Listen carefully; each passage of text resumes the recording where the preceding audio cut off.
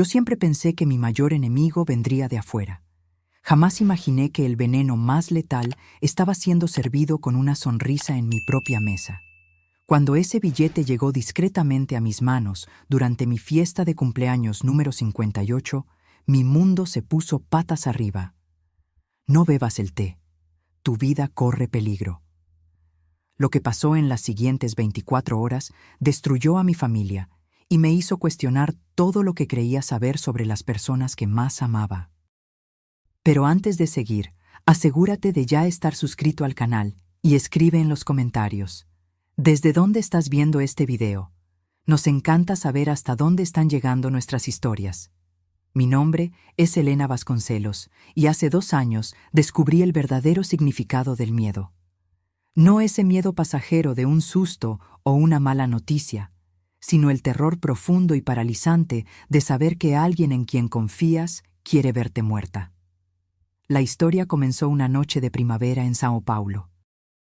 Mi hijo Ricardo había organizado una cena sorpresa por mi cumpleaños 58 en el restaurante Portofino, un encantador establecimiento italiano en el barrio de Jardins.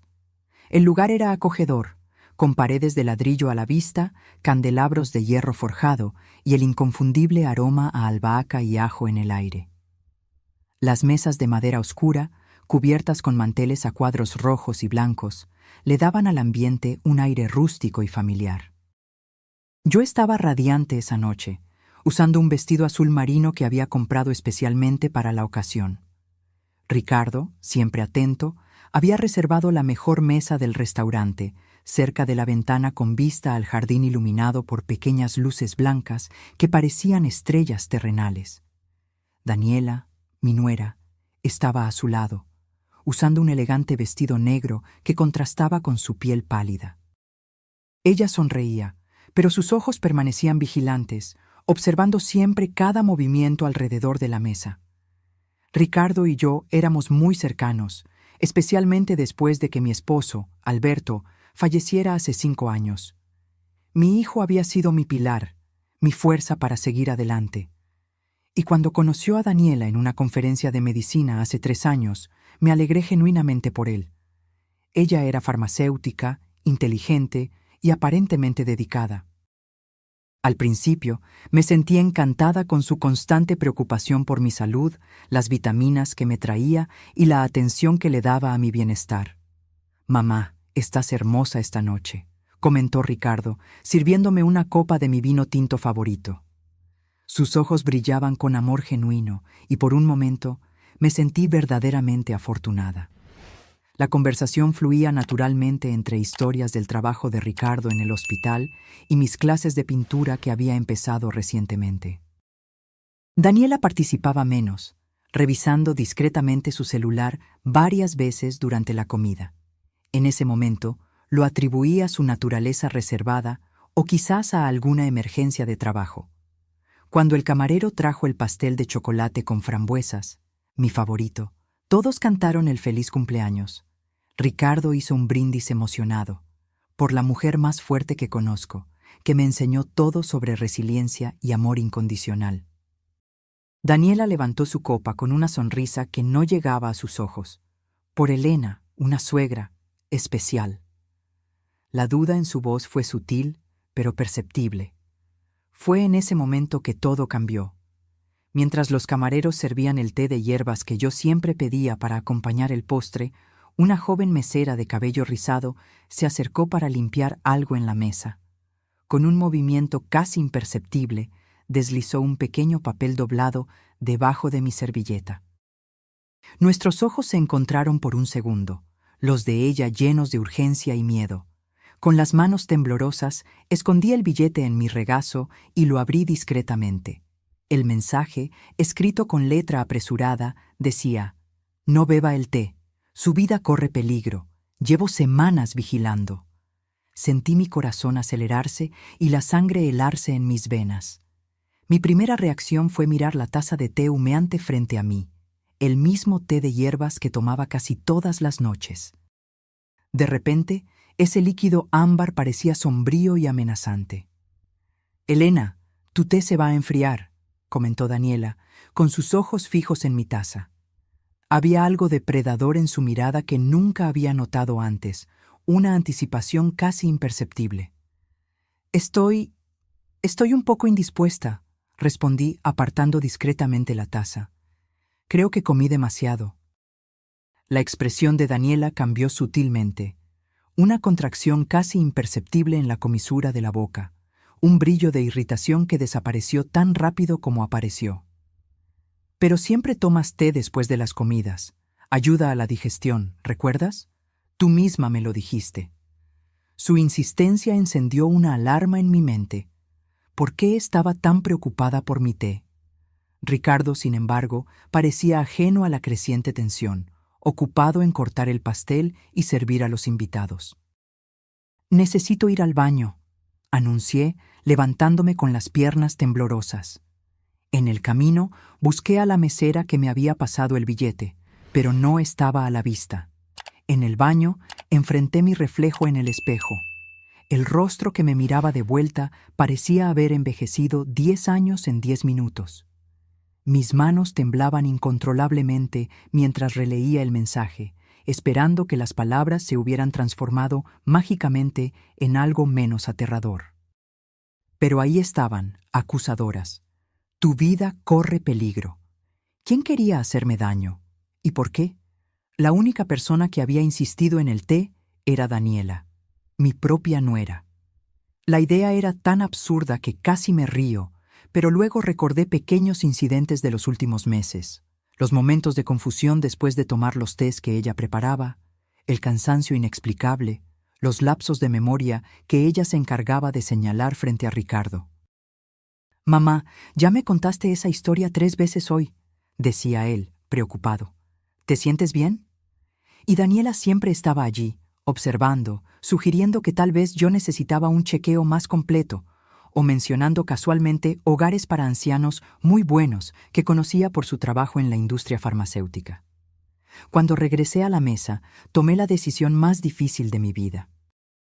Con un movimiento calculado, cambié mi taza por la de Daniela mientras ella estaba distraída conversando con Ricardo. Si me equivocaba, no pasaría nada. Si tenía razón, Daniela se giró y tomó la taza, mi taza, sin notar el cambio. Bebió un pequeño sorbo, sus ojos sin dejar los míos, como si estuviera esperando alguna reacción. Continuamos la celebración, comiendo pastel y fingiendo normalidad, pero mi corazón latía tan fuerte que temía que todos en la mesa pudieran oírlo. Exactamente 13 minutos después, conté cada segundo, Daniela se llevó la mano a la garganta. Su rostro, normalmente pálido, se puso aún más blanco, asumiendo una coloración grisácea alarmante. Gotas de sudor comenzaron a formarse en su frente. No me estoy sintiendo bien», murmuró antes de caer de lado. La taza cayó y se hizo añicos en el suelo de madera, el líquido ámbar formando un charco a sus pies como una acusación silenciosa. El restaurante se sumergió en el caos.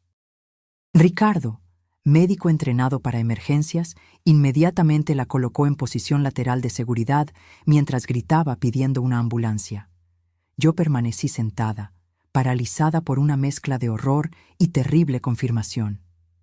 Mi nuera había intentado envenenarme y ahora estaba probando su propio veneno. En ese momento, entre los gritos de pánico y el correteo de los camareros, me di cuenta de que mi vida jamás sería la misma. La confianza que había depositado en mi familia había sido brutalmente traicionada, y el camino por delante estaba envuelto en oscuridad e incertidumbre.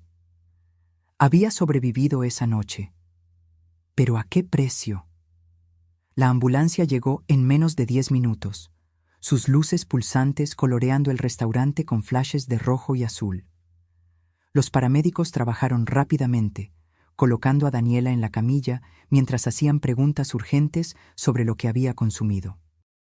Ricardo, con la voz ahogada por el miedo y la confusión, no podía responder coherentemente. «Fue el té», dije, mi voz sonando extrañamente tranquila a pesar del torbellino en mi pecho. Ella bebió el té de hierbas. Mientras la ambulancia desaparecía en la noche, llevando a Daniela y a Ricardo al Hospital das Clínicas, Me quedé atrás con el billete arrugado en el bolsillo y una terrible certeza creciendo en mi corazón. No estaba segura en mi propia familia. A partir de ese momento, mi vida tal como la conocía había terminado. Una nueva realidad, sombría y peligrosa, había comenzado, y yo necesitaba encontrar fuerzas que ni siquiera sabía que poseía para sobrevivir a lo que estaba por venir. Esa noche en el hospital fue la más larga de mi vida. El pasillo de emergencias, con sus implacables luces fluorescentes y el olor penetrante a desinfectante, parecía un purgatorio donde yo estaba condenada a esperar mientras mi mundo se desmoronaba. Ricardo alternaba entre quedarse al lado de Daniela en la UCI y volver para sentarse conmigo en la sala de espera, su rostro una máscara de confusión y desesperación. Los médicos dicen que es envenenamiento por digoxina, me informó, pasándose las manos por el cabello ya despeinado. Es un compuesto usado en medicamentos cardíacos, en dosis elevadas. No necesitó terminar la frase. Como médico, Ricardo sabía exactamente lo que significaba. Como hijo y esposo, se rehusaba a procesar la implicación. ¿Pero cómo pasó esto? Ella no tiene problemas cardíacos. ¿Por qué habría digoxina en el restaurante? Sus preguntas reverberaban por las paredes estériles, cada una de ellas un puñal en mi corazón. Pude haber contado la verdad en ese momento. Pude haber mostrado el billete, explicado el cambio de tazas. Pero algo me detuvo, el instinto de autopreservación que me decía que, sin pruebas concretas, mis acusaciones sonarían como las divagaciones de una mujer anciana posiblemente confusa. Exactamente como Daniela me había estado pintando ante Ricardo en los últimos meses. No sé, hijo, respondí, sosteniendo su mano. Esperemos a que los médicos descubran más. Durante la madrugada, mientras Ricardo finalmente dormía en una silla incómoda a mi lado, una joven enfermera de cabello rizado se acercó. La reconocí inmediatamente. Era la misma mesera del restaurante, ahora vestida con uniforme hospitalario. «Mi nombre es Luisa Méndez», susurró, sentándose a mi lado. «Soy enfermera aquí y trabajo en Portofino, en mis días libres para complementar mis ingresos. Necesitamos hablar». En los minutos siguientes, Luisa me contó una historia que me heló la sangre. Hace 3 meses, mi tía Carmen falleció tras un declive cognitivo repentino. Tenía 65 años y estaba perfectamente sana hasta que conoció a una nueva amiga, una farmacéutica llamada Daniela Moreira.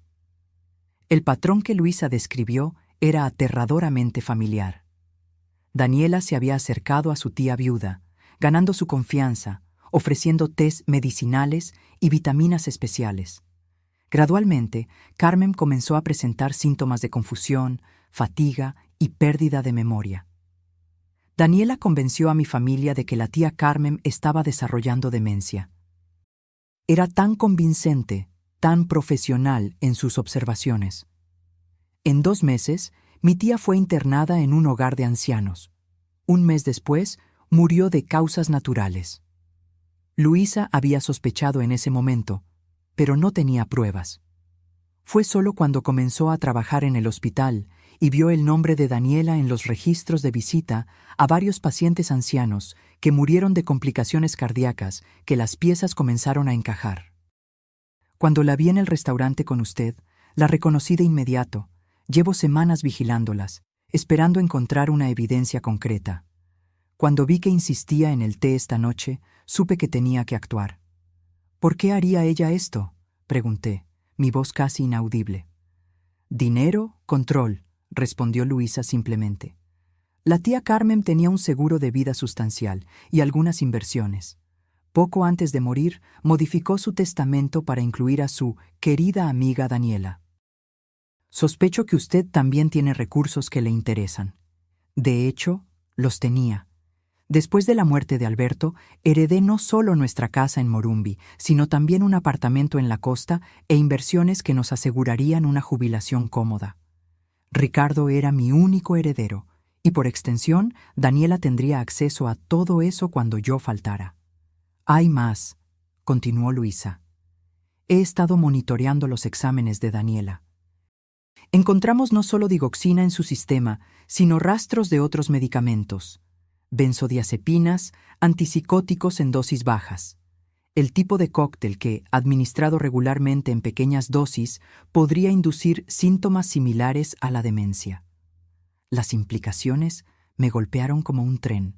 Los tés que Daniela me traía religiosamente, las vitaminas especiales, mis crecientes episodios de confusión y olvido que ella se encargaba de señalar a Ricardo. No solo estaba tratando de matarme rápidamente en el restaurante, me había estado envenenando lentamente durante meses, preparando el terreno para que mi eventual muerte pareciera el resultado natural de un declive cognitivo. ¿Qué hacemos ahora?, pregunté, sintiéndome simultáneamente aterrorizada y extrañamente tranquila, como si estuviera flotando por encima de la situación. «La policía está en camino», respondió Luisa. «Solicitamos un análisis toxicológico completo y ya remitimos el caso a investigación, pero tiene que estar preparada. Su hijo va a necesitar mucho apoyo cuando descubra la verdad». Cuando Ricardo despertó, encontró no solo médicos y enfermeras, sino también 2 detectives de la Policía Civil. Lo que siguió fue una avalancha de revelaciones, pruebas e interrogatorios que transformaron el peor día de mi vida en algo aún más sombrío. El contenido de la taza fue analizado y confirmó la presencia de una dosis letal de digoxina, lo suficiente para provocar un paro cardíaco que parecería natural en una mujer de mi edad, especialmente una que supuestamente estaba presentando señales de declive cognitivo. Los detectives revisaron el apartamento que Ricardo compartía con Daniela y encontraron un verdadero arsenal farmacéutico escondido en un doble fondo en su cajón de lencería.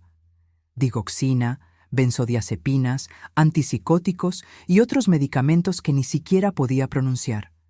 También encontraron un diario donde Daniela documentaba metódicamente mis episodios, la mayoría de ellos fabricados o inducidos por las sustancias que me administraba sin mi conocimiento. Había búsquedas sobre hogares de ancianos, procedimientos para interdicción judicial y, más incriminador aún, copias de documentos financieros míos a los que ella no debería tener acceso. Ricardo se desmoronó ante estas evidencias. Ver a mi hijo fuerte, siempre seguro de sí mismo, reducido a sollozos incontrolables mientras intentaba conciliar la imagen de la esposa amorosa con la de una asesina calculadora, partió mi corazón de maneras que no imaginaba posibles. «¿Cómo no me di cuenta?», repetía entre lágrimas. «¿Cómo pude ser tan ciego?». La respuesta era simple y devastadora. El amor nos ciega. Ricardo amaba a Daniela y confiaba implícitamente en ella. Y Daniela había explotado esa confianza de la manera más cruel posible, usándola no solo contra él, sino también contra mí. Mientras los detectives se retiraban con promesas de mantenernos informados, permanecí al lado de Ricardo, sosteniendo su mano como hacía cuando era niño y se despertaba de una pesadilla. Solo que esta vez no había manera de despertar. La pesadilla era real y tendríamos que vivir con sus consecuencias. Esa noche, cuando finalmente regresamos a mi casa, Ricardo se rehusó a volver al apartamento que compartía con Daniela. Nos sentamos lado a lado en el sofá, demasiado exhaustos para dormir, demasiado traumatizados para hablar. Las primeras luces del amanecer nos encontraron todavía así, atrapados en un limbo entre el mundo que conocíamos y el mundo que ahora tendríamos que navegar.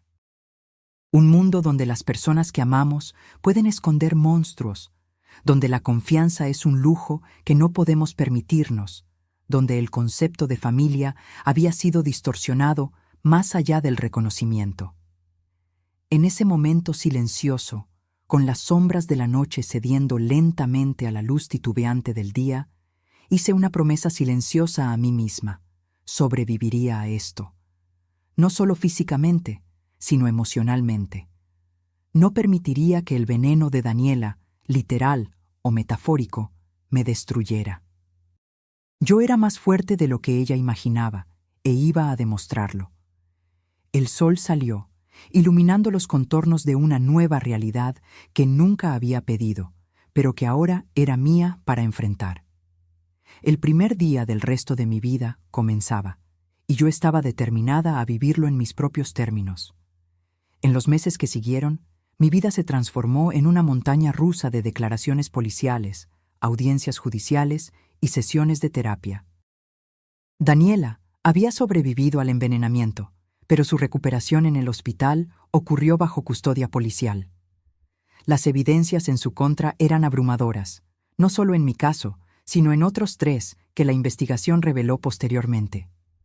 La primera vez que la vi, después de esa noche del restaurante, fue en la sala de audiencias, sentada junto a su abogado, luciendo frágil en su uniforme de prisión naranja. Sus ojos, que antes me parecían amables, ahora parecían vacíos, ventanas a un vacío donde debería haber alma. Cuando nuestras miradas se cruzaron, no vi remordimiento o arrepentimiento. Vi solo rabia fría por haber sido descubierta y una calculadora evaluando los daños. En ese momento entendí que la mujer que yo conocía nunca había existido realmente.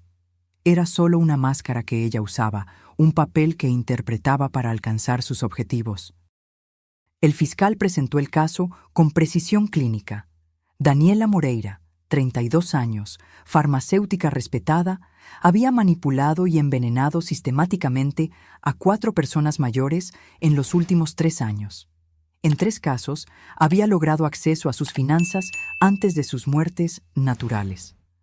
Yo había sido la única en escapar gracias a la intervención de Luisa. La acusada no solo traicionó la confianza de personas vulnerables, declaró el fiscal, sino que abusó de su conocimiento profesional de medicamentos para causar sufrimiento prolongado. Ella no buscaba muertes rápidas, sino declives lentos y dolorosos que permitirían la manipulación financiera y emocional de sus víctimas y sus familias. El abogado de Daniela intentó construir una defensa basada en un supuesto trastorno mental, alegando que ella sufría de síndrome de Munchausen por poder, una condición donde el individuo causa enfermedades en otros para obtener atención y simpatía. Pero los registros meticulosos encontrados en su diario, detallando no solo los tratamientos que administraba, sino también los beneficios financieros que esperaba obtener, contradecían esa narrativa. Esto no fue obra de una mente enferma actuando por impulso, contraargumentó el fiscal. Fue un plan meticulosamente ejecutado por una depredadora que seleccionaba cuidadosamente a sus víctimas basándose en su vulnerabilidad y recursos financieros. Sentada en el tribunal, escuchando los detalles clínicos de cómo mi propia nuera había planeado mi muerte, sentí una extraña disociación, como si estuvieran hablando de otra persona, no de la mujer que se había sentado a mi mesa, sonreído a mi hijo y me había llamado mamá. Ricardo se sentaba rígidamente a mi lado, su rostro una máscara impenetrable de dolor contenido. Ocasionalmente, su mano buscaba la mía, apretándola con fuerza cuando algún detalle particularmente doloroso era revelado. Nuestras heridas eran diferentes, pero igualmente profundas. Yo casi pierdo mi vida.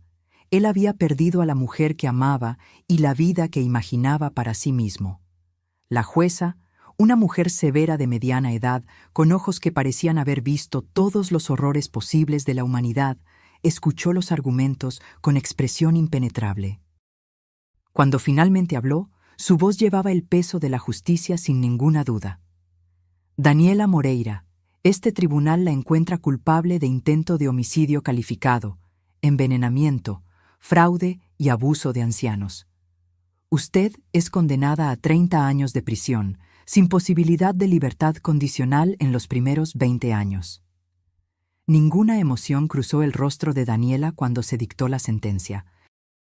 Simplemente asintió, como si estuviera aceptando un diagnóstico inevitable en lugar de una punición por sus crímenes. Cuando la sacaron de la sala, nuestras miradas se cruzaron una última vez. En sus ojos vi solo una cosa: la certeza de que había sido traicionada por el azar, no por la conciencia. Si no fuera por la intervención de Luisa, yo no estaría viva para testificar contra ella.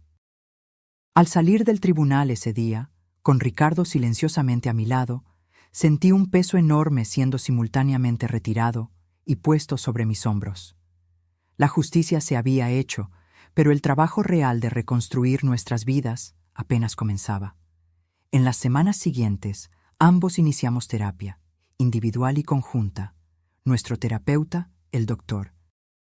Martins, estaba especializado en trauma y traición, y su consultorio acogedor se convirtió en un santuario donde podíamos expresar las emociones que manteníamos contenidas el resto del tiempo. Ustedes dos están pasando por duelos diferentes, pero relacionados, explicó él en una de nuestras primeras sesiones. Elena, usted está procesando no solo la traición y el intento contra su vida, sino también la pérdida de la confianza básica que todos necesitamos para funcionar en el mundo. Ricardo, usted está lamentando no solo la pérdida de la esposa que creía tener, sino también la culpa por no haber reconocido las señales. Era verdad. Cada uno de nosotros llevaba cicatrices diferentes de esa experiencia. Para mí, lo más difícil era reaprender a confiar, no solo en los demás, sino en mis propios instintos. Tantas veces había sentido que algo estaba mal, pero había descartado esas sensaciones como paranoia o confusión. Daniela me había condicionado a dudar de mí misma, y ese era un hábito difícil de romper. Debí haberme dado cuenta, repetía Ricardo en nuestras sesiones, la culpa carcomiéndole por dentro. Había señales. Los cambios en tu memoria comenzaron exactamente cuando Daniela empezó a preparar tus tés. Ella insistía para que yo notara cada pequeño lapsus tuyo, cada momento de confusión. Y yo, como médico, debí haber cuestionado, investigado.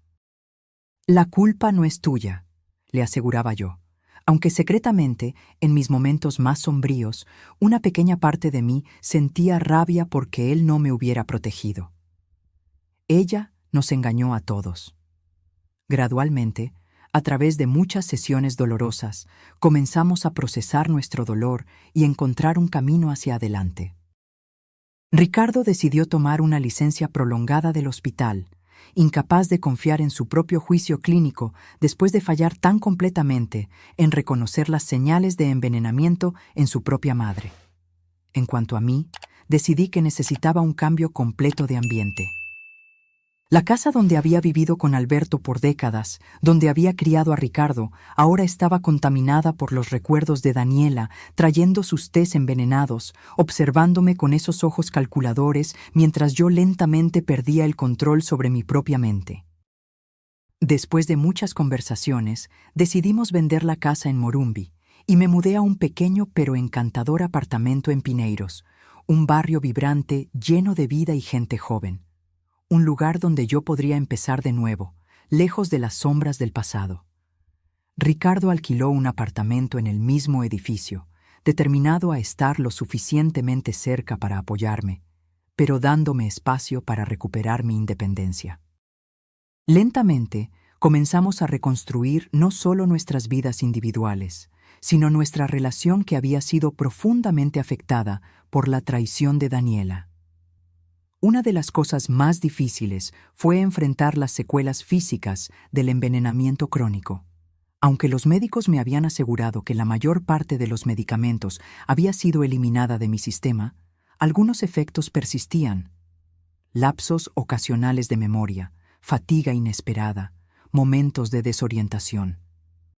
Su cuerpo pasó por un trauma significativo, explicó mi neuróloga.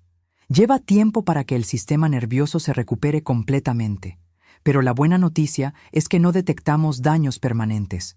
Con tiempo y los cuidados adecuados, usted debería recuperar la función completa. Esa garantía debió haber sido reconfortante, pero en cambio, cada episodio de confusión, cada momento de olvido, traía de vuelta el terror de esos meses bajo la influencia de los venenos de Daniela. ¿Estaría realmente mejorando o estaba realmente desarrollando demencia, exactamente como ella había predicho en su cruel manipulación?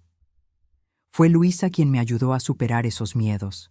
Después del juicio, ella se había convertido en una presencia constante en mi vida, no solo una salvadora, sino una amiga. Su formación en enfermería la hacía una compañera ideal para monitorear mi recuperación, pero era su fuerza de espíritu y determinación lo que realmente me inspiraban. Mi tía no tuvo una oportunidad, me dijo un día, mientras caminábamos por el parque Ibirapuera. Pero usted sí. Cada día que usted vive bien, cada momento en que se rehúsa a dejarse definir por lo que Daniela hizo, es una victoria. No solo para usted, sino para todas las víctimas que no pudieron presenciar que se hiciera justicia. Sus palabras me tocaron profundamente, dándole un propósito a mi supervivencia que iba más allá de la mera existencia. Yo no era solo una víctima que había escapado. Yo era una superviviente con una historia que contar, un testimonio que podría, tal vez, salvar otras vidas. Con ese propósito renovado, comencé a involucrarme con grupos de apoyo y organizaciones que trabajaban para prevenir el abuso de ancianos. Mi experiencia, aunque traumática, me dio una plataforma para hablar sobre las señales de manipulación y abuso que a menudo pasan desapercibidas. Lentamente, día tras día, recuperé no solo mi salud, sino también mi voz y mi confianza. El veneno que Daniela había inyectado en mi cuerpo se estaba disipando, y con él, el veneno de duda y miedo que ella había plantado en mi mente. El camino de recuperación no era lineal. Había días buenos y días malos, pero cada mañana que me despertaba, cada decisión que tomaba por mí misma, cada momento de claridad mental era una pequeña victoria contra el plan que casi me quitó todo. Y en las noches en que el miedo amenazaba con dominarme, recordaba las palabras de la jueza al final del juicio, dirigidas no a Daniela, sino a mí.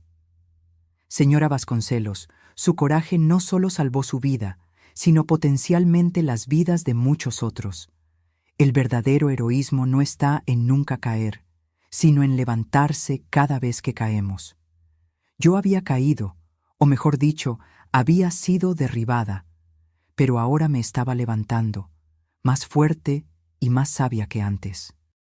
Y esa, tal vez, era la mayor victoria de todas. Un año después del juicio, fui invitada a dar una conferencia en un simposio sobre seguridad y protección de ancianos en la Universidad de São Paulo. Estaba nerviosa. Hablar en público nunca fue mi fuerte, y compartir mi historia con extraños significaba revivir momentos que parte de mí quería olvidar. Pero Luisa, que ahora coordinaba un programa de concientización sobre abuso de ancianos, me había convencido de que mi testimonio podría hacer la diferencia. Tu historia puede salvar vidas, insistió. Personas que tal vez estén pasando por situaciones similares, pero no reconocen las señales o tienen miedo de hablar. El auditorio estaba lleno. Profesionales de la salud, trabajadores sociales, estudiantes de medicina y familiares de ancianos. Al subir al escenario, mis manos temblaban ligeramente. Respiré hondo, miré a Luisa y Ricardo en las primeras filas y comencé a hablar. Mi nombre es Elena Vasconcelos. Hace un año estaba siendo lentamente envenenada por alguien que amaba y en quien confiaba. Alguien que había entrado en mi familia, ganado mi confianza y estaba metódicamente preparándome para una muerte que parecería natural e inevitable.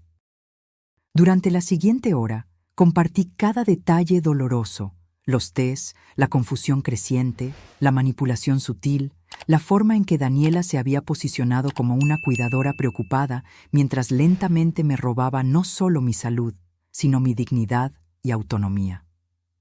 El veneno más peligroso que me administró no fue el que ponía en mi té, expliqué.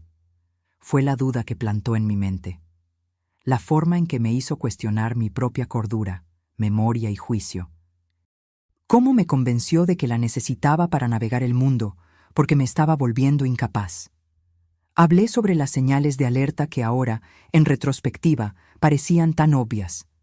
La insistencia de Daniela en medicarme, su interés excesivo en mis finanzas, la forma en que ella nos aislaba a Ricardo y a mí uno del otro, siempre sirviendo como intermediaria para nuestras comunicaciones.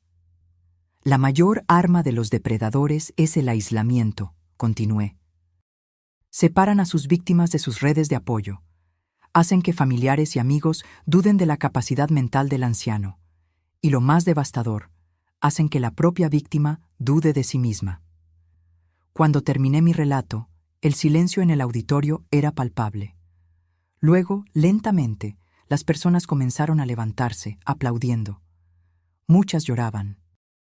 Algunas vinieron a mí después, compartiendo historias similares, de padres, abuelos, tíos que habían experimentado situaciones que ahora ellas reconocían como abusivas. Una mujer de unos 70 años apretó mis manos entre las suyas. «Mi yerno está haciendo esto conmigo», susurró. «Pensé que me estaba volviendo loca, ahora sé que no lo estoy». Ese día marcó el inicio de una nueva fase en mi vida. Descubrí que transformar mi dolor en propósito era profundamente sanador. En los meses siguientes, me uní a Luisa en su trabajo de concientización. Empezamos pequeño, con grupos de apoyo locales, pero pronto fuimos invitadas a hospitales, centros comunitarios e incluso comisarías especializadas. Ricardo también encontró su camino de sanación. Después de meses de licencia, regresó a la medicina, pero con un nuevo enfoque: geriatría, con especialización en identificación y tratamiento de abuso de ancianos. Su experiencia personal lo había sensibilizado a señales sutiles que muchos médicos no perciben. «Sabes, mamá», me dijo durante una de nuestras cenas de domingo, ahora una tradición renovada, «creo que finalmente entendí por qué siempre decías que a veces las cosas malas suceden para ponernos en el camino correcto». No es que yo creyera que el universo había orquestado mi intento de asesinato para enseñarnos una lección. Pero había una verdad innegable en el hecho de que nuestra tragedia nos había reorientado hacia un propósito mayor. En mi nuevo apartamento creé un pequeño estudio de pintura. Un hobby que había abandonado durante los meses de envenenamiento, cuando mis manos temblaban demasiado para sostener un pincel. Ahora, las telas coloridas decoraban mis paredes. No obras maestras, ciertamente, sino expresiones vibrantes de una vida reclamada. En una mañana particularmente significativa, recibí una llamada inesperada. Era de la prisión estatal femenina, donde Daniela cumplía su sentencia. Ella había solicitado una visita mía. Mi primera reacción fue rechazo inmediato. ¿Por qué iba a querer ver a la mujer que había intentado destruirme? ¿Qué podría haber para decir? Consulté a mi terapeuta, quien me aconsejó considerar cuidadosamente mis motivaciones. «Usted no se lo debe a ella», enfatizó. La pregunta es, ¿se lo debe a usted misma? ¿Hay algo que necesita ser dicho o escuchado para su propia paz interior? Después de semanas de reflexión, decidí que sí. Había preguntas que solo Daniela podía responder, y tal vez confrontarla ahora, desde una posición de fuerza, era el último paso necesario para mi completa liberación. La prisión era un lugar opresivo. Paredes de concreto gris, barras de metal, el eco de puertas pesadas siendo cerradas y abiertas. Me senté en la sala de visitas, mi corazón acelerado mientras esperaba. Cuando Daniela entró, casi no la reconocí. El uniforme de prisión colgaba de su cuerpo delgado. Su cabello, antes perfectamente teñido, ahora mostraba raíces grises. Pero sus ojos, esos ojos que antes escondían tan bien su verdadera naturaleza, estaban iguales, calculadores, observadores, sin remordimiento real. «Elena», dijo, sentándose frente a mí, «gracias por venir. No esperaba que aceptaras». «Estoy aquí para entender», respondí, manteniendo mi voz firme. «¿Por qué? No solo por qué intentaste matarme, sino por qué de esa manera. ¿Por qué el teatro prolongado, la manipulación, el envenenamiento lento?» Daniela inclinó la cabeza, como si estuviera considerando la pregunta. «Tú piensas que hice esto por dinero», dijo finalmente. «Todos lo piensan, pero el dinero era secundario». «¿Entonces qué?» «Control», respondió sin ninguna duda. «El poder de decidir quién vive y quién muere. De ver a alguien fuerte como tú volverse gradualmente dependiente de mí. De ser vista como la nuera dedicada, la cuidadora competente, mientras secretamente determinaba tu destino. Era intoxicante». Un escalofrío recorrió mi espalda. La frialdad con que describía su perversidad era más perturbadora que cualquier exhibición de rabia u odio habría sido. «¿No sientes remordimiento, ni siquiera un poco?», Ella sonrió, esa misma sonrisa encantadora que me había conquistado años antes. Lo que lamento es haber sido atrapada y haberte subestimado. Eras más fuerte de lo que pensaba. Mirándola, sentí algo inesperado, no odio o miedo, sino lástima. Daniela era un vacío, alguien incapaz de conexión humana genuina, para quien otras personas eran solo piezas en un juego de poder y control. Su prisión no eran solo esas paredes de concreto, sino su propia mente distorsionada. Vine aquí pensando que necesitaba tu arrepentimiento para seguir adelante, dije, levantándome para irme. Pero me doy cuenta ahora de que no necesito nada de ti. Mi sanación, mi paz, mi vida, nada de eso depende de ti o de lo que sientas. Y eso, Daniela, es la mayor libertad de todas. Mientras caminaba fuera de ese lugar opresivo, sentí como si el último eslabón que me ataba al pasado se hubiera roto. El sol de São Paulo me recibió con su calor reconfortante y respiré profundamente, sintiendo cada célula de mi cuerpo celebrando la vida. Esa noche reuní a Ricardo, Luisa y algunos nuevos amigos para una cena en mi apartamento. Mientras cocinábamos juntos, riendo y compartiendo historias, me di cuenta de que había reconstruido no solo mi vida, sino mi capacidad de confiar y amar. El camino de recuperación no había sido lineal. Había días en que el miedo me paralizaba, en que la menor señal de confusión me hacía entrar en pánico, en que revisaba y volvía a revisar mi té obsesivamente. Pero esos días se habían vuelto más raros. En mi cumpleaños 60, 2 años después de esa noche fatídica en el restaurante, Ricardo organizó una pequeña celebración. Cuando trajo el pastel con velas encendidas, no pude evitar derramar lágrimas de gratitud, no solo por estar viva, sino por haber redescubierto la alegría de vivir. «Un brindis», dijo Luisa, levantando su copa, «por Elena, que nos enseñó que la verdadera fuerza no está en nunca caer, sino en levantarse cada vez que caemos». «Por la supervivencia», añadió Ricardo, sus ojos encontrando los míos con amor y orgullo. «No», corregí suavemente, levantando mi propia copa. «Por la vida. No solo sobrevivir, sino vivir plenamente, confiar de nuevo, amar de nuevo, a pesar de todo». Cuando apagué las velas esa noche, mi deseo no fue por seguridad o por olvidar el pasado. Fue por coraje. Coraje para seguir compartiendo mi historia, para seguir abriendo mi corazón, para seguir viviendo cada día como el regalo precioso que es. El veneno que Daniela había destinado para mí terminó siendo el catalizador para una vida más plena, más significativa y más auténtica de lo que jamás había imaginado posible. No porque el trauma sea necesario para el crecimiento, sino porque los humanos tenemos una notable capacidad de transformar incluso nuestras experiencias más dolorosas en fuente de fuerza y sabiduría. Hoy, a mis 60 años, miro hacia el futuro no con miedo, sino con curiosidad y esperanza. Mi historia no terminó en ese restaurante cuando un billete misterioso salvó mi vida. De hecho, fue allí donde verdaderamente comenzó. 3 años han pasado desde esa noche en el restaurante Portofino.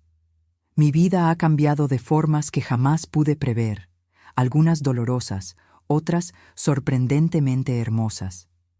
La organización que fundé con Luisa, Ojos Atentos, o Los Atentos, creció de un pequeño grupo local a una red nacional de concientización y prevención de abuso contra ancianos. Empezamos con conferencias y grupos de apoyo, pero pronto nos expandimos a una línea directa de denuncias, entrenamiento para profesionales de la salud y un equipo de abogados voluntarios que ofrecían asistencia legal para víctimas. El caso de Daniela, aunque horrible, había creado una apertura para la discusión de un problema frecuentemente invisible. Los medios cubrieron extensamente el juicio, y de repente el país estaba hablando sobre un tipo de violencia que generalmente permanece escondida dentro de las familias, enmascarada como cuidado o preocupación. En una mañana lluviosa de abril, recibí una llamada que cambiaría nuevamente el curso de mi vida. Señora Vasconcelos, le habla la doctora Campos, de la Policía Federal. Necesitamos su ayuda. En las horas siguientes, descubrí que Daniela no era una depredadora aislada. Las autoridades habían desvelado una red de profesionales de la salud, enfermeros, farmacéuticos, cuidadores, que habían desarrollado un esquema sofisticado para identificar ancianos vulnerables y, con recursos, manipularlos y eventualmente apropiarse de sus bienes. Creemos que su exnuera era parte de un grupo mayor, explicó la delegada. Las evidencias sugieren que compartían información, técnicas e incluso blancos potenciales. Su historia y su trabajo reciente con Ojos Atentos la convierten en una testigo clave y potencial consultora para nuestra investigación. Me quedé aturdida por la magnitud de la operación. No era solo Daniela. Había docenas como ella, operando bajo un velo de respetabilidad profesional, explotando sistemáticamente la vulnerabilidad de los ancianos. En los meses siguientes, trabajé codo a codo con la fuerza de tarea de la policía, ayudando a identificar patrones de comportamiento, señales de alerta y estrategias de manipulación que yo había experimentado en primera persona. Ricardo también se unió al equipo como consultor médico, su experiencia ahora valorada no solo por su formación, sino por su experiencia personal. El trabajo era emocionalmente agotador. Cada nuevo caso que descubríamos traía a colación recuerdos dolorosos. Cada víctima identificada era un recordatorio de lo que yo podría haberme convertido si no fuera por ese billete fatídico de Luisa. Pero había también una profunda satisfacción en transformar mi trauma en algo útil. El dolor que experimenté no era sin sentido si podía ayudar a prevenir el sufrimiento de otros. «Estás literalmente salvando vidas», me dijo Ricardo una noche, mientras revisábamos archivos juntos.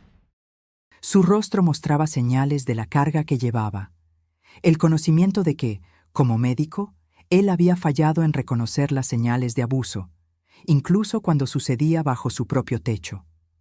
«Los dos lo estamos haciendo», respondí, apretando su mano. Nuestra relación se había profundizado a través del trauma compartido y el propósito común que encontramos.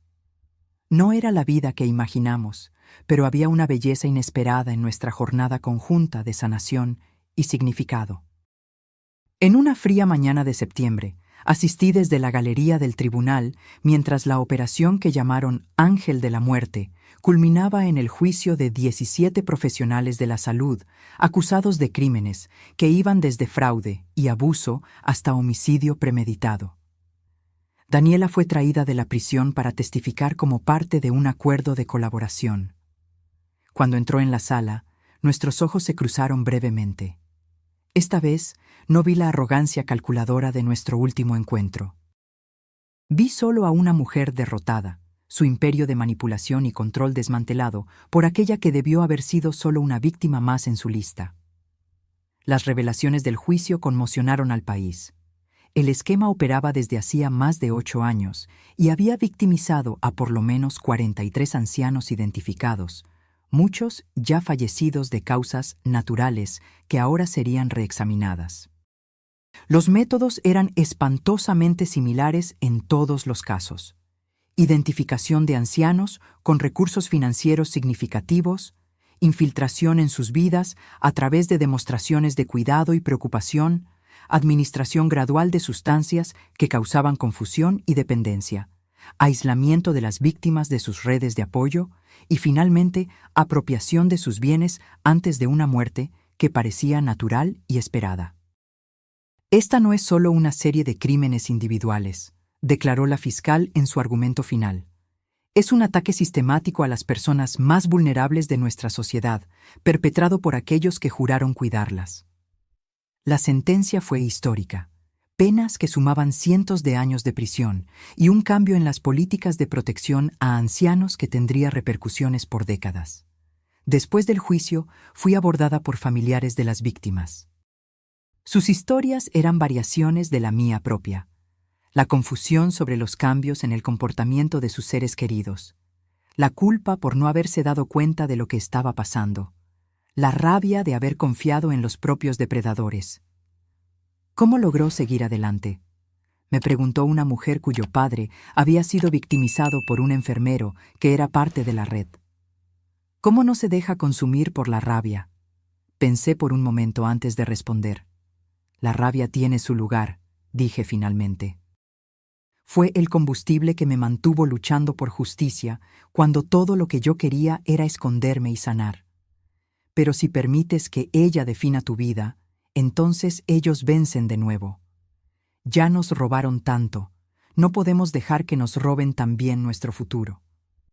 Después del juicio, Ricardo y yo decidimos que era hora de expandir nuestro trabajo más allá de las fronteras de São Paulo. El problema del abuso de ancianos no conocía fronteras geográficas o socioeconómicas, y las lecciones que habíamos aprendido eran universales. Comenzamos a viajar por el país, compartiendo nuestra historia, entrenando profesionales y educando comunidades. De Manaos a Porto Alegre, de ciudades grandes a pequeñas comunidades rurales, llevamos el mensaje de que la protección de los ancianos era responsabilidad colectiva, no solo individual. En uno de esos viajes, en una pequeña ciudad del interior de Minas Gerais, recibí una llamada que parecía cerrar un círculo. Era Luisa, ahora coordinadora nacional de Ojos Atentos y mi querida amiga. Elena, la prisión llamó. Daniela quiere verte. Está enferma. Cáncer en etapa terminal. Los médicos dicen que le quedan pocas semanas. Mi primer instinto fue rechazar. Yo ya había confrontado a Daniela. Había dicho lo que necesitaba decir. ¿Qué bien podría venir de otro encuentro? Consulté a mi terapeuta, quien me aconsejó considerar cuidadosamente mis motivaciones. Usted no se lo debe a ella, enfatizó. La cuestión es, ¿se lo debe a usted misma? ¿Hay algo que necesite ser dicho o escuchado para su propia paz interior? Después de semanas de reflexión, decidí que sí. Había preguntas que solo Daniela podría responder, y tal vez confrontarla ahora, desde una posición de fuerza, era el último paso necesario para mi completa liberación. La Daniela que encontré en la enfermería de la prisión era solo una sombra de la mujer que yo conocía. El cáncer la había consumido, dejándola frágil y disminuida. Sus ojos, antes tan fríos y calculadores, ahora parecían opacos y distantes. «Viniste», susurró, su voz casi inaudible. «Vine», respondí, sentándome en la silla al lado de su cama. «¿Por qué querías verme?» Ella tosió, una tos seca y dolorosa que sacudió todo su cuerpo frágil. «Quería ver tu rostro una última vez, el rostro de la mujer que destruyó todo lo que construí». Incluso al borde de la muerte, Daniela se rehusaba a aceptar responsabilidad por sus acciones. Para ella, yo no era la víctima que escapó, sino la adversaria que la derrotó en su juego perverso. «No fui yo quien destruyó lo que construiste, Daniela. Fueron tus propias acciones, tus propias elecciones». Ella soltó una risa débil. «Semantics». Permanecimos en silencio por un momento. El pitido de las máquinas, el único sonido en la sala estéril. «¿Sabes lo que es gracioso?», dijo finalmente. «No siento miedo ahora. Pensarías que alguien que causó tantas muertes temería la propia, pero no. Es solo... nada». La miré. Realmente la miré. Y vi la verdad terrible de su existencia. Daniela había pasado su vida buscando poder sobre otros, controlando vidas y muertes como si fuera una diosa. Pero al final, era solo una mujer muriendo sola, sin conexiones reales, sin amor genuino, sin legado más allá del dolor que había causado. «No vine aquí para verte sufrir o para tener algún tipo de venganza», dije suavemente. «Vine para decir que te perdono». Sus ojos se abrieron en sorpresa. «¿Perdonas? ¿Después de todo lo que hice?» «No perdono por tu beneficio, sino por el mío». Cargar odio y rabia es otro tipo de veneno, uno que me rehúso a permitir en mi vida. Así que sí, te perdono, y espero que en tus momentos finales encuentres algo de paz. Lágrimas inesperadas brillaron en los ojos de Daniela. las primeras emociones genuinas que yo había visto en ella. «Realmente me derrotaste», murmuró, «en todos los sentidos». Mientras salía de la prisión ese día, sentí un peso siendo levantado. No solo el peso de la rabia que cargaba, sino el peso de permitir que mi historia fuera definida por ella. Daniela había sido un capítulo en mi vida, un capítulo doloroso y transformador, pero solo un capítulo. El resto de la historia todavía estaba siendo escrito, y era mío para escribir. Ricardo me esperaba en el auto, su rostro ansioso buscando señales de cómo el encuentro me había afectado. «¿Cómo estás?», preguntó, preocupación evidente en su voz. Pensé por un momento, realmente reflexionando sobre la pregunta. «En paz», respondí finalmente. «Creo que finalmente estoy en paz». Mientras volvíamos a nuestro hotel, observé el paisaje montañoso de Minas Gerais, los valles verdes, las pequeñas casas blancas salpicando las laderas, el cielo infinitamente azul arriba. La belleza simple y perenne de la vida continuando, resistente y terca, a pesar de todo. «¿Sabes?», le dije a Ricardo, «cuando todo esto pasó, pensé que nunca más me sentiría segura o confiada, que siempre habría una parte de mí esperando al próximo traidor, la próxima copa envenenada». Él asintió, comprendiendo. «¿Y ahora?». «Ahora entiendo que la seguridad completa es una ilusión. Siempre habrá riesgos, siempre habrá personas que quieren lastimar a otras. Pero también siempre habrá Luisas, personas que arriesgan todo para ayudar a extraños. Y siempre habrá la chance de transformar nuestro dolor en propósito, nuestras heridas en sabiduría». Ricardo sonrió, sus ojos brillando con lágrimas contenidas. «Eres increíble, ¿sabías?». Yo reí, sintiendo una ligereza que no había experimentado en años. «No soy increíble, soy solo una superviviente que aprendió que la verdadera victoria no está solo en sobrevivir, sino en vivir plenamente después». 3 meses después, Ricardo y yo estábamos en Brasilia, presenciando la aprobación de una nueva legislación de protección a ancianos que incluía muchas de las recomendaciones basadas en nuestra experiencia. La ley, que se conoció informalmente como Ley Helena, fortalecía los mecanismos de monitoreo de profesionales de la salud que trabajaban con ancianos, creaba nuevos protocolos para identificación de abuso y establecía penas más severas para crímenes contra personas vulnerables. Cuando volví a mi lugar después de mi testimonio ante el Congreso, encontré un pequeño sobre mi asiento. Dentro había un billete escrito a mano. La abuela estaría orgullosa. Gracias por darle sentido a su pérdida. Luisa. Las palabras me tocaron profundamente. Esto era lo que habíamos logrado hacer. Transformar pérdidas personales en protección colectiva, dolor individual en propósito compartido. Esa noche, en mi habitación de hotel, abrí mi diario, un hábito que había desarrollado como parte de mi proceso de sanación. En la página en blanco escribí: «Hoy, a mis 62 años, entiendo que nuestra verdadera fuerza no está en nunca ser herido, sino en cómo respondemos a las heridas». El veneno destinado a destruirme se convirtió, de alguna forma misteriosa, en el catalizador para la vida más significativa que jamás viví. No porque el trauma sea necesario para el crecimiento, sino porque los humanos tenemos esa capacidad notable de transformar incluso nuestras experiencias más dolorosas en fuente de fuerza y sabiduría.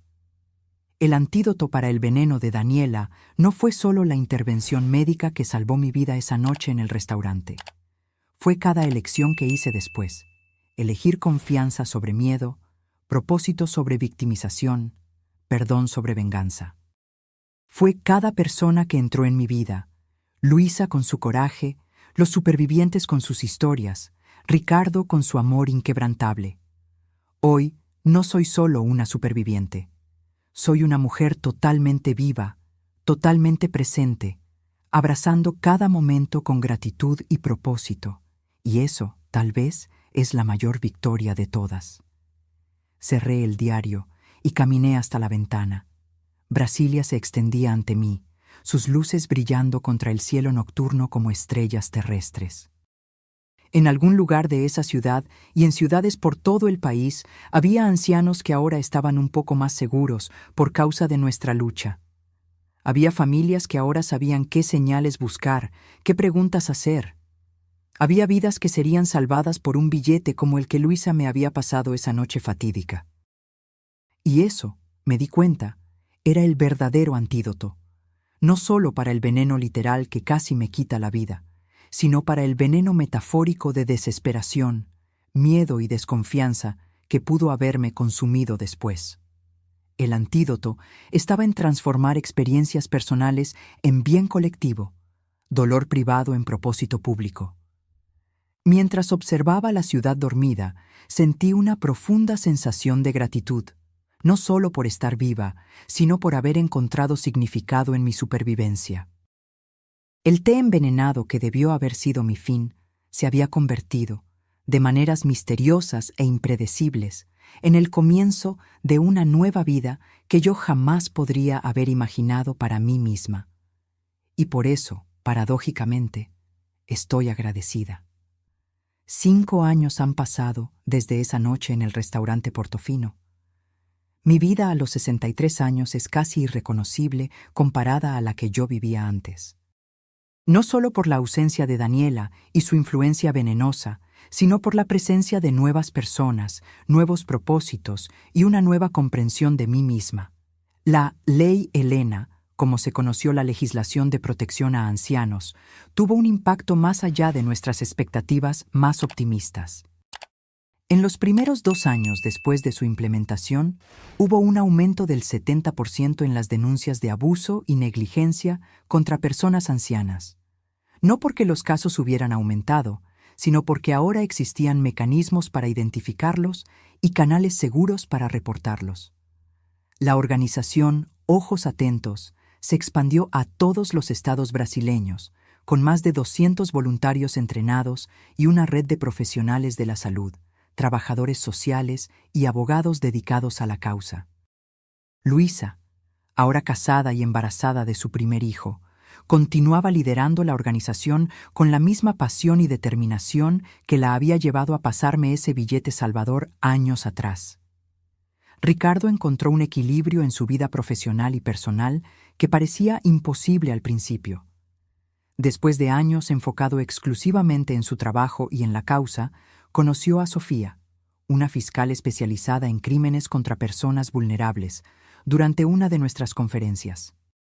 Su boda el año anterior había sido una celebración no solo de amor, sino de renacimiento, prueba de que es posible reconstruir la confianza incluso después de la traición más profunda. En cuanto a mí, encontré una paz que jamás imaginé posible. Mi apartamento en Pinheiros se convirtió no solo en un hogar, sino en un centro de encuentros regulares para supervivientes de abuso, un espacio seguro donde personas compartían historias, recursos y esperanza. Mi pintura, que comenzó como terapia, había evolucionado a una verdadera pasión. Para mi sorpresa, una pequeña galería en el barrio de Vila Madalena había organizado una exposición de mis trabajos, una serie de telas que exploraba visualmente la jornada de la vulnerabilidad a la resistencia, del miedo al coraje, del aislamiento a la comunidad.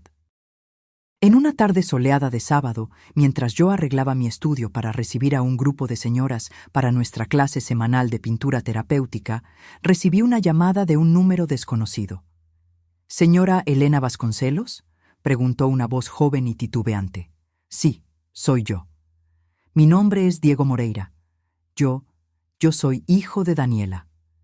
El mundo pareció detenerse por un momento. Yo sabía que Daniela tenía un hijo de una relación anterior, un joven que vivía con el padre en Rio Grande do Sul y que, por lo que sabíamos, no tenía contacto con ella desde hacía años. Ricardo había intentado localizarlo durante el juicio, preocupado por su bienestar, pero el padre había rehusado cualquier contacto. «Diego», respondí finalmente, mi voz más tranquila de lo que me sentía. «¿Cómo estás?». Un suspiro pesado del otro lado de la línea. Estoy lidiando. Por eso estoy llamando. Tengo 21 años ahora y finalmente decidí enfrentar todo esto. He seguido su trabajo. Vi algunas de sus conferencias en línea. Me gustaría conocerla si es posible. Marcamos un encuentro para la semana siguiente en un café tranquilo cerca de la Plaza de la Libertad, Praça da Liberdade. Cuando llegué, lo reconocí inmediatamente, a pesar de nunca haberlo visto antes. Él tenía los mismos ojos intensos de Daniela, aunque los de él eran transparentes de una forma que los de ella nunca fueron. «Gracias por venir», dijo, apretando mi mano nerviosamente. No la habría culpado si se hubiera rehusado. En los primeros minutos, la conversación fue tensa y titubeante. Diego sostenía su taza de café con tanta fuerza que temí que pudiera romperla. Sus ojos evitaban los míos, como si temiera lo que podría encontrar en ellos. «Yo no sabía sobre lo que mi madre hacía», comenzó abruptamente. «Mi padre me llevó cuando tenía 12 años. Decía que ella era inestable, pero nunca explicó realmente lo que eso significaba. Perdimos contacto, y luego, de repente, ella estaba en todos los periódicos. Sentí mi corazón encogerse por este joven que cargaba una carga que no era suya. Diego, no tienes que explicarte. Tú no eres responsable por las acciones de ella». «Tal vez no», respondió finalmente encontrando mis ojos. «Pero siento que necesito entender. Necesito saber si hay algo de ella en mí, algo que yo debería temer». La pregunta flotó entre nosotros, pesada con implicaciones. Era una cuestión que yo sabía que él debió haber enfrentado innumerables veces en las largas noches de insomnio, cuestionando su propio ADN, su propia naturaleza. «¿Qué haces, Diego?», pregunté, cambiando sutilmente la dirección de la conversación. Él pareció sorprendido con la pregunta. «Estoy en el último año de enfermería. Irónico, ¿no es así? Considerando...» «No», respondí con firmeza. «No es irónico. Es una elección. Tu elección. Tu madre usó el conocimiento médico para herir. Tú estás eligiendo usarlo para sanar. Esa es la diferencia más fundamental que puede existir». Una lágrima escapó, deslizándose por su mejilla. Él la secó rápidamente, como si estuviera avergonzado. «Cuando descubrí todo, mi primera reacción fue abandonar el curso. ¿Cómo podría seguir en la misma área que ella usó para hacer lo que hizo? Pero luego empecé a seguir su trabajo, a ver cómo usted transformó su experiencia traumática en algo positivo, y pensé, tal vez yo también pueda hacer eso». «Y puedes», le aseguré. «De hecho, ya lo estás haciendo. Estar aquí hoy, enfrentando el pasado en lugar de huir de él, es prueba de eso». Durante las siguientes 2 horas, compartimos historias, miedos y esperanzas.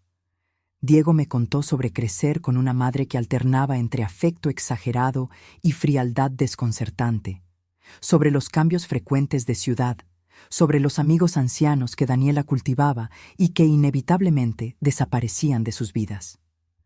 Le conté sobre mi jornada de sanación, sobre encontrar propósito en el dolor, sobre reconstruir la capacidad de confiar. Hablé sobre Ricardo y cómo él también había luchado con la culpa y el miedo, a pesar de no haber hecho nada malo. Al final de nuestro encuentro, algo había cambiado. La tensión inicial había dado lugar a una conexión inesperada. No de amistad exactamente, tal vez ni siquiera de comodidad completa, pero de comprensión mutua.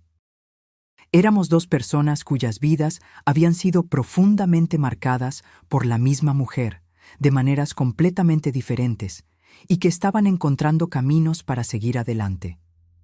«¿Puedo preguntar una cosa?», dijo Diego cuando nos estábamos despidiendo. «¿Usted realmente la perdonó? Leí sobre eso en una entrevista, pero siempre me pregunté si era verdad». Consideré la pregunta cuidadosamente. Perdonar no significa olvidar o disculpar lo que fue hecho. Para mí, significó liberar el poder que la rabia y el resentimiento tenían sobre mí. Así que sí, la perdoné, no por ella, sino por mí. Y esa fue una de las decisiones más liberadoras que jamás tomé. Él asintió lentamente. «Yo todavía estoy trabajando en eso. A veces siento rabia de ella por haberme abandonado. Otras veces Siento rabia porque hizo lo que hizo con usted y las otras víctimas. Y a veces siento culpa por sentir cualquier cosa aparte de rabia. El perdón no es un destino, Diego. Es una jornada, y cada persona encuentra su propio camino, a su propio tiempo. Nos despedimos con un abrazo titubeante que ninguno de nosotros había planeado. Cuando me alejé, vi algo en sus ojos que no estaba allí cuando nos encontramos. Una pequeña chispa de esperanza, tal vez. La posibilidad de redención no por los pecados de su madre, que no eran suyos para redimir, sino por el dolor compartido que ahora podría, tal vez, ser transformado en sanación compartida. En los meses siguientes, Diego se convirtió en un aliado inesperado en nuestro trabajo. Como estudiante de enfermería, él trajo una perspectiva única a nuestras iniciativas de prevención. El conocimiento interno de los sistemas y prácticas que depredadores como Daniela habían explotado, combinado con una empatía genuina por las víctimas que solo puede venir de alguien que también cargaba cicatrices, aunque diferentes. En una tarde particularmente significativa, Diego y Ricardo se encontraron por primera vez en uno de nuestros seminarios de entrenamiento. Observé de lejos su interacción, temiendo la tensión que podría surgir. Para mi sorpresa y alivio, vi a Ricardo extender la mano primero. Vi el apretón de manos firme, la conversación que comenzó titubeante pero pronto se volvió absorbente. Más tarde, Ricardo me contó que habían hablado sobre medicina, sobre vocación, sobre encontrar propósito en el trabajo de sanación. «Es un buen muchacho», dijo Ricardo simplemente.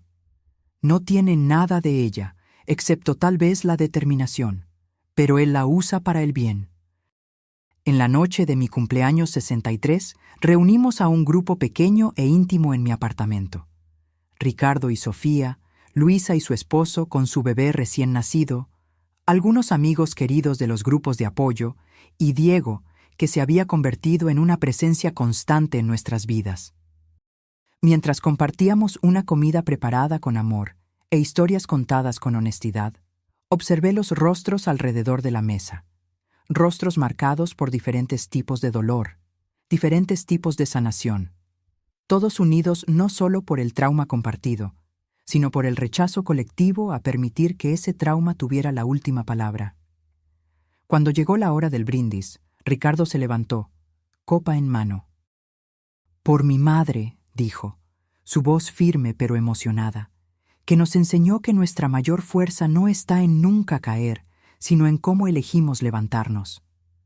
«Por Elena», añadió Luisa, que transformó su veneno en antídoto para tantos otros. «Por la familia», dijo Diego suavemente, «no la que nacemos, sino la que elegimos crear». Mientras las copas tintineaban y las conversaciones fluían, sentí una ola de gratitud tan intensa que casi me quitó el aliento. No gratitud por lo que había pasado, nunca eso, sino por lo que había surgido después, por la comunidad nacida de la soledad, por el propósito nacido del dolor, por el amor nacido del miedo. Más tarde esa noche, sola en mi estudio, puse la última pincelada en un lienzo en el que había estado trabajando por meses. Un autorretrato, no como yo era antes de Daniela, ni como yo era durante la pesadilla del envenenamiento, sino como yo era ahora. Una mujer de 63 años, con líneas de expresión que contaban historias de risas y lágrimas, con ojos que habían visto lo peor de la humanidad y aún así elegían buscar lo mejor, con manos que habían temblado de miedo y ahora creaban belleza y construían conexiones. Di un paso atrás para observar la obra completa y me di cuenta de que, finalmente, había encontrado no solo paz, sino algo más profundo y más duradero: propósito. El propósito que viene no solo de sobrevivir, sino de usar esa supervivencia para iluminar el camino para otros. El veneno que Daniela había destinado a destruirme había, a través de una alquimia que aún no comprendo completamente, se transformado en el catalizador para la vida más significativa que yo jamás había vivido. Esta no es una historia sobre perdón o redención fácil. No hay finales limpios o resoluciones perfectas para traumas como este. Hay solo la elección diaria de continuar, de transformar, de crecer. Y esa elección, descubrí, es el verdadero antídoto. No solo para el veneno literal que casi me quita la vida esa noche en el restaurante Portofino, sino para todos los venenos metafóricos que amenazan con paralizarnos. Miedo, desconfianza, aislamiento, desesperación. A mis 63 años, con más vida detrás de mí que por delante, no lamento el pasado ni temo el futuro. Abrazo el presente con gratitud y propósito, sabiendo que cada día es una oportunidad no solo para vivir, sino para vivir significativamente. Y eso, tal vez, es la mayor victoria de todas, no solo sobrevivir al veneno, sino florecer a pesar de él. No solo evitar la muerte, sino abrazar plenamente la vida, con todas sus complejidades, desafíos y bellezas inesperadas. Mi nombre es Elena Vasconcelos. Sobreviví a un intento de asesinato. Y esta no es solo mi historia de supervivencia, es mi declaración de vida. Una vida que es mía para vivir, mía para valorar y, más importante, mía para compartir. 7 años después de esa noche fatídica, me encuentro reflexionando sobre la extraordinaria jornada que recorrí. Hoy, a mis 65 años, lidero una de las mayores organizaciones no gubernamentales de protección a ancianos de América Latina. Ojos Atentos ahora opera en 5 países, con programas de entrenamiento, líneas de denuncia y una red de soporte legal y psicológico que ya ayudó a miles de personas. El trabajo que comenzó con mi historia personal trascendió cualquier cosa que yo pudiera haber imaginado. Leyes semejantes a la Ley Elena fueron implementadas en Argentina, Chile, Uruguay y Colombia. Un movimiento que comenzó con un billete deslizado en una servilleta se transformó en una revolución silenciosa de protección y dignidad. Ricardo ahora dirige el primer centro especializado en tratamiento y rehabilitación de ancianos víctimas de abuso en Brasil, combinando cuidados médicos con apoyo psicológico. Sofía, su esposa, se convirtió en una referencia internacional en legislación de protección a personas vulnerables. Juntos, ellos forman un equipo formidable en la lucha contra el abuso de ancianos. Luisa, con su segundo hijo en camino, divide su tiempo entre la Coordinación Nacional de Ojos Atentos y conferencias en universidades de medicina y enfermería, enseñando a futuros profesionales a reconocer señales de abuso y a intervenir adecuadamente. Su primer hijo, ahora un niño vibrante de 4 años, se llama Antonio en honor a su abuela, Antonia, cuya muerte a manos de Daniela había sido el catalizador para la cadena de eventos que nos unió. Diego se graduó con honores en enfermería y ahora cursa especialización en geriatría. Él creó un programa innovador llamado Guardianes, Guardioes, que entrena a jóvenes profesionales de la salud para identificar señales de manipulación y abuso en ambientes de cuidado a ancianos. Su trabajo ya recibió reconocimiento nacional e internacional, y lo que más me emociona es ver cómo transformó el legado sombrío de su madre en algo luminoso y vital. En cuanto a mí, además de continuar liderando la organización, encontré una nueva pasión en la escritura. Mi libro, El Antídoto, o Antídoto, que narra mi experiencia y las lecciones que aprendí a lo largo del camino, se convirtió en un bestseller inesperado y fue traducido a 12 idiomas. Las cartas que recibo de lectores alrededor del mundo, ancianos que encontraron coraje para denunciar abusos, familiares que reconocieron señales de manipulación a tiempo de intervenir, profesionales de la salud que cambiaron sus prácticas, son testimonio del poder de una única historia para catalizar cambios a escala global. En una tarde de otoño, mientras preparaba notas para una conferencia internacional sobre derechos de los ancianos en Ginebra, recibí una llamada del director de la prisión donde Daniela había cumplido su pena hasta fallecer. Señora Vasconcelos, encontramos algo en las pertenencias personales de Daniela Moreira que creemos que usted debería ver. ¿Sería posible que se presente en la prisión? Al día siguiente, me senté en una sala administrativa austera, donde el director colocó una caja de cartón simple sobre la mesa. Esto estaba entre los ítems guardados de Daniela. Fue encontrado durante la limpieza final de sus pertenencias tras su fallecimiento. Hay una carta dirigida a usted. Con manos ligeramente temblorosas, abrí el sobre amarillento. La letra era pequeña y precisa, el tipo de caligrafía que se esperaría de alguien con entrenamiento médico. Elena, si estás leyendo esto, significa que ya no estoy aquí. No espero tu perdón ni tu comprensión. Ambas sabemos que no merezco ninguno de los dos. Pero hay algo que necesito que sepas. Cuando nos encontramos por última vez, dijiste que me perdonabas. En ese momento, pensé que era solo otra manipulación, un intento de mostrarte moralmente superior. Pasé meses intentando encontrar el ángulo, el beneficio oculto para ti, porque así era como yo veía el mundo, como un juego perpetuo de poder y control. Pero algo en tus palabras permaneció conmigo. La idea de perdonar no por el beneficio del otro, sino por una misma, de liberarse del veneno del odio y la rabia. No puedo decir que aprendí a arrepentirme verdaderamente de lo que hice. Hay algo fundamentalmente roto en mí que nunca fue arreglado. Pero puedo decir que, por primera vez, comprendí el concepto de liberación a través del perdón, incluso si no puedo experimentarlo completamente. En la caja encontrarás documentos detallando todas mis víctimas, incluyendo algunas que nunca fueron descubiertas por la investigación. Nombres, fechas, métodos, montos financieros, todo está allí. No quiero que vaya para Diego. Él está construyendo su vida honestamente, y este dinero lo contaminaría. Tal vez puedas usarlo para tu trabajo con ojos atentos. Una última ironía. El dinero destinado a destruir ancianos vulnerables ahora siendo usado para protegerlos. No espero que estas acciones cambien como tú o el mundo me ven. No deberían. Pero quiero que sepas que tus palabras, de alguna forma, alcanzaron incluso a alguien como yo. Daniela Moreira. Me senté en silencio por varios minutos después de terminar de leer, las emociones conflictivas atravesándome en olas. Shock, tristeza, un extraño tipo de alivio.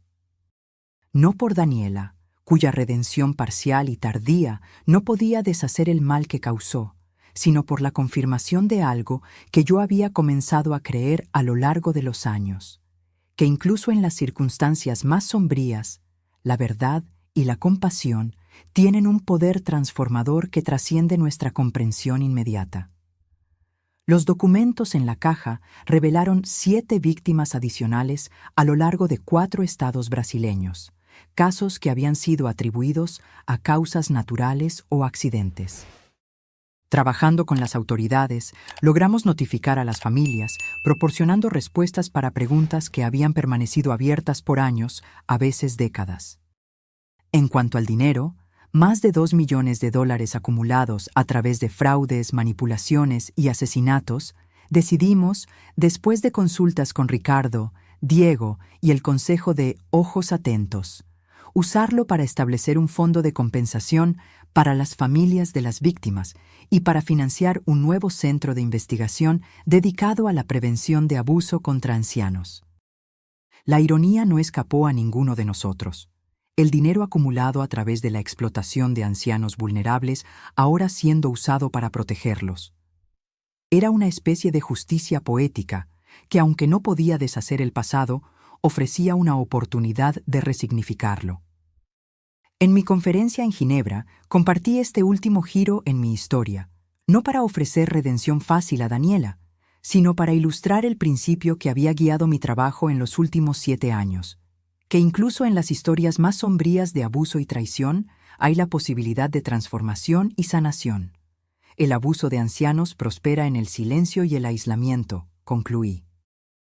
Nuestro trabajo es romper ese silencio, construir conexiones donde existe aislamiento y transformar historias de victimización en narrativas de empoderamiento y cambio sistémico. El auditorio se levantó en una ovación que me tomó por sorpresa. Mientras miraba aquellos cientos de rostros, profesionales dedicados de decenas de países, unidos por el compromiso compartido con la dignidad y protección de los ancianos, sentí una ola de esperanza tan intensa que casi me dejó sin aliento. Esa noche, En la terraza de mi hotel con vista al lago Ginebra, llamé a Ricardo, Diego y Luisa en una videollamada conjunta para compartir el éxito de la conferencia y las nuevas alianzas internacionales que habíamos establecido. Jamás adivinarían quién vino a hablar conmigo después de la conferencia, dije, incapaz de contener mi emoción. La directora general de la Organización Mundial de la Salud. Están considerando adoptar nuestro programa Guardianes como un modelo internacional. Los rostros en la pantalla reflejaban mi alegría, cada uno de ellos un testigo de la extraordinaria jornada que habíamos recorrido juntos. «Te lo merecías, mamá», dijo Ricardo, su rostro iluminado por el orgullo. «Transformaste la peor experiencia imaginable en algo que está cambiando el mundo». «No fui solo yo», respondí, la emoción haciendo que mi voz fallara. «Fuimos todos nosotros. Una mesera valiente que se rehusó a quedarse en silencio. Un hijo determinado a transformar culpa en propósito. Un joven decidido a redefinir su legado familiar. Amigos que se volvieron familia.